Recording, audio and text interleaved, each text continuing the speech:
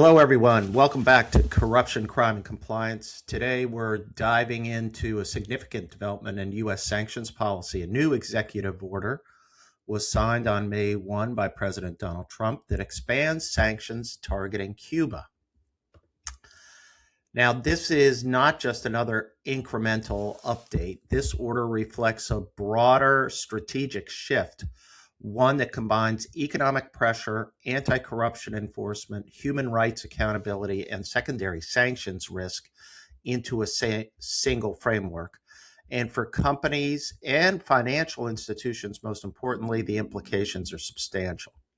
So let's start with what this executive order actually does. At a high level, it expands the authority of the U.S. government to impose sanctions on individuals and entities operating in key sectors of the Cuban economy, persons connected to human rights abuses, actors involved in corruption, and those providing support to already sanctioned parties.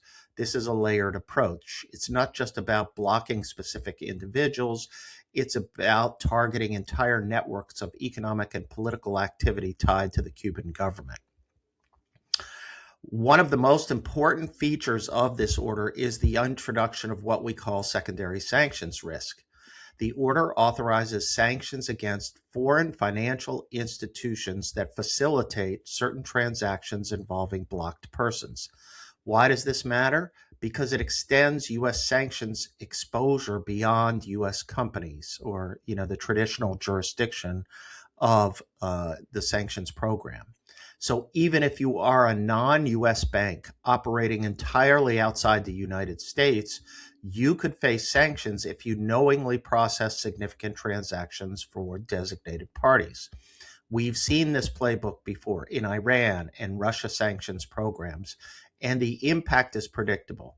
Banks become even more risk averse. Transactions are scrutinized more closely. Entire categories of business may be avoided. This is how sanctions achieve global reach. Another key element of this executive order is the explicit focus on corruption.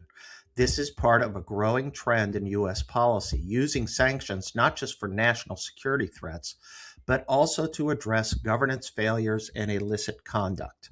What does this mean in practice? It means individuals or entities tied to corrupt activity in Cuba can now be designated, even if they are not directly involved in traditional sanctions violations. For companies, this creates overlap between sanctions compliance, anti-corruption compliance, and third-party risk management. So these areas are no longer separate, they're sort of converging.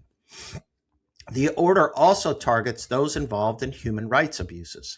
This reflects a broader policy direction, sanctions as a tool to respond to political repression, civil liberties violations, government misconducts.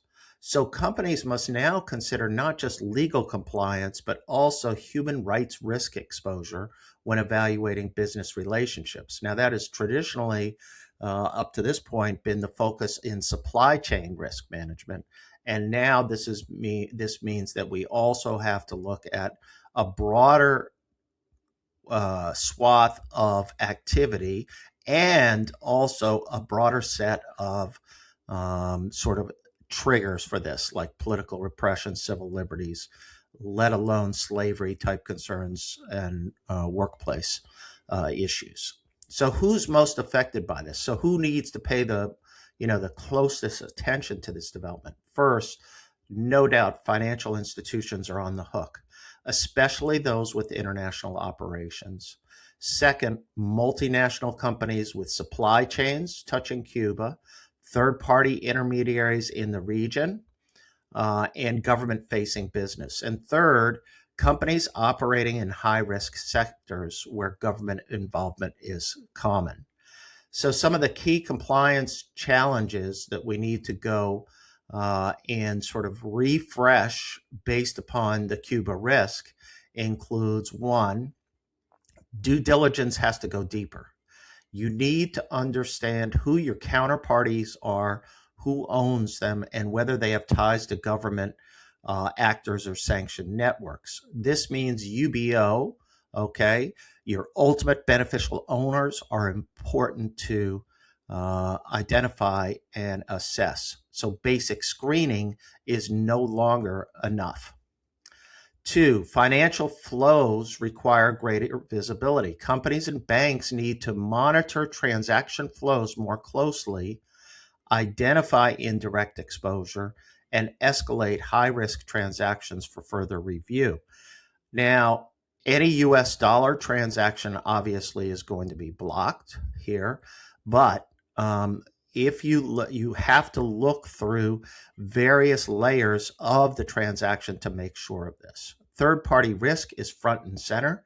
Agents, consultants, and intermediaries present elevated risk, especially where one, transparency is limited, government connections are involved. Now, also, there's even more need to identify why is this third party involved? What is it that they bring to the table? What are they actually doing in connection with a transaction? Integration is critical. Sanctions, anti-corruption, and human rights compliance must be aligned when it comes to businesses in the area of Cuba. In other words, in and around the area of Cuba in particular.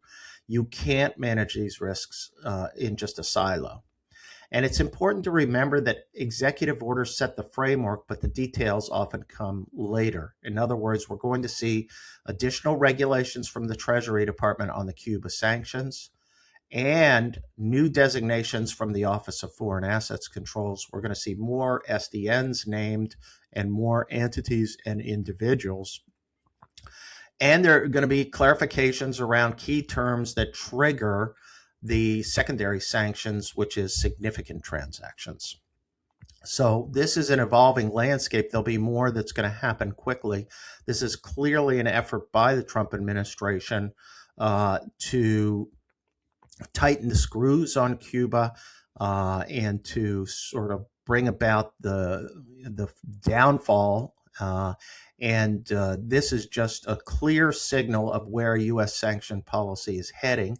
It's much broader than the long time sort of embargo that's been there. It's more integrated, and it's designed to reach beyond U.S. borders. For companies and financial institutions, that means the takeaway is straightforward because they're trying to tighten the screws, not just to create an embargo, but to go beyond this into the global marketplace and start to squeeze those companies that are dealing with Cuba. Cuba-related risk is no longer limited to just direct business dealings. That's what I mean in terms of squeezing indirect relationships and indirect transactions. And it now extends across financial networks, third-party relationships, corruption exposure, and human rights considerations. And managing that risk requires a holistic, forward-looking compliance strategy.